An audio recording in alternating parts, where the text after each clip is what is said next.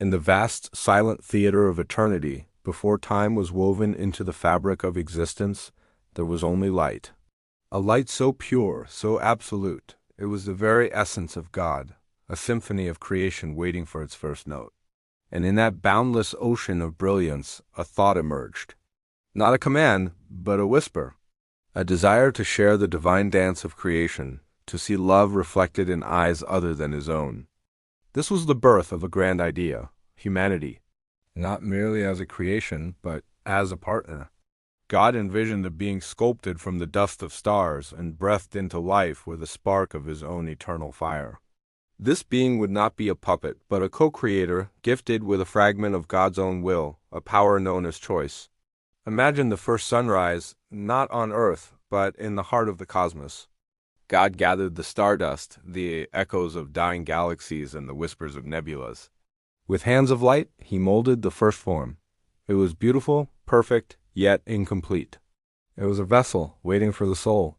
He leaned in close, and with a breath that carried the scent of creation, he imparted life.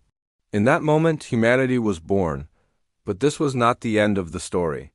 It was the beginning of the partnership. God did not simply place humanity in a finished garden and command it to exist. Instead, he handed them the tools of creation. He gave them the seeds of every flower, the blueprints of every mountain, and the melodies of every river. He said, "This world is yours to shape. I have laid the foundation, but you shall build the home. I have planted the first tree, but you shall cultivate the forest." Humanity, filled with wonder, took these gifts. At first, they walked alongside God, their hands intertwined. They learned to paint the sky with sunsets, to carve canyons with the gentle flow of water, and to compose lullabies with the rustling leaves. Each creation was a dialogue, a dance between the finite and the infinite. Humanity would dream of a new color, and God would provide the light to make it real. Humanity would imagine a new creature, and God would give it the breath of life. It was a perfect harmony, a shared masterpiece painted across the canvas of existence. They were not just inhabitants of the world. They were its artists, its poets, its architects. They built cities that mirrored the constellations and wrote stories that echoed the wisdom of the stars. In their hands, the raw potential of the universe blossomed into breathtaking reality. They learned the rhythm of the seasons, the language of the animals, and the secrets hidden in the heart of the stone. Every act of creation was an act of love, a tribute to the divine trust that had been placed in them.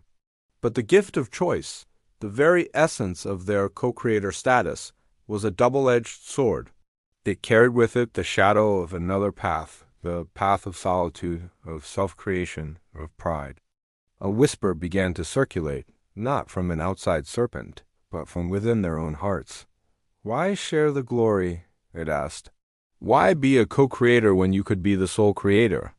Your hands are skilled, your minds are bright. Are you not gods in your own right?"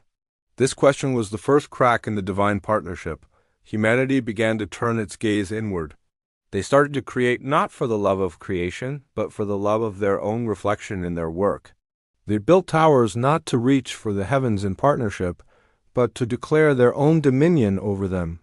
They hoarded the seeds, claiming the forests as their own, and tried to command the rivers instead of singing with them. The world they shaped began to change. The vibrant colors of shared creation faded into monotonous shades of self-interest. The symphony of the world turned into a cacophony of competing ambitions. The harmony was broken. God watched, his heart filled with a sorrow as deep as the oceans they once carved together. He did not intervene with force, for that would violate the very gift he had given them. He waited, his love unwavering, hoping they would remember the dance.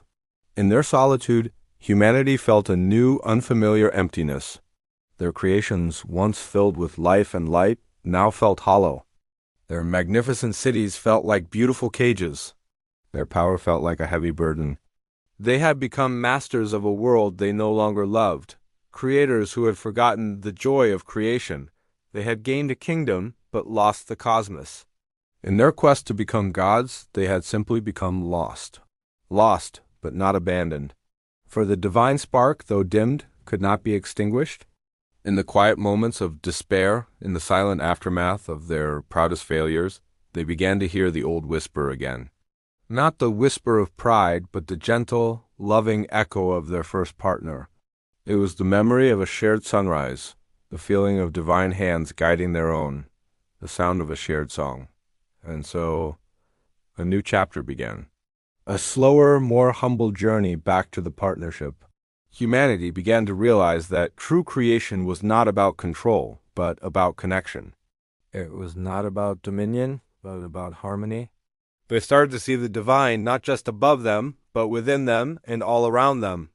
They saw it in the resilience of a flower growing through concrete, in the unconditional love of an animal, in the selfless act of a stranger. They began to create again, but this time with a different heart. They built bridges instead of walls. They planted gardens for all to enjoy. They composed music that healed instead of divided.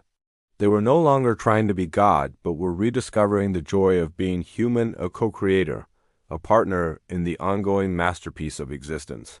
Today we stand at a crossroads, holding the same tools of creation in our hands.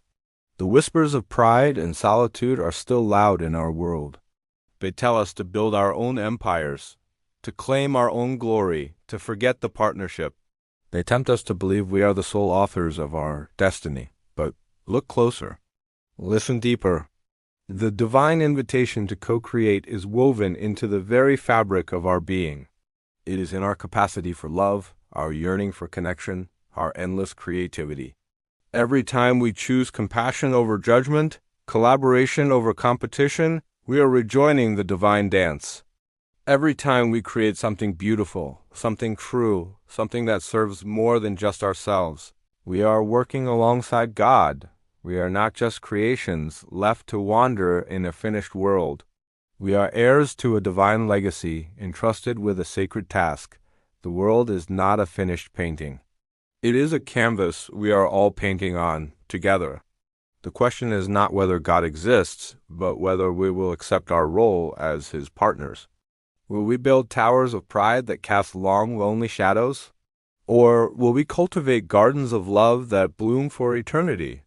The choice, as it has always been, is ours. We are the hands, the heart, and the continuing story of creation. We are humanity. And our greatest masterpiece is not what we build, but who we become in the process. Remember the light. Remember the partnership. Remember the dance. And let us create a world worthy of its divine origin. Thank you for watching. If this story resonated with you, please subscribe to God Story Reborn for more stories of light and rebirth.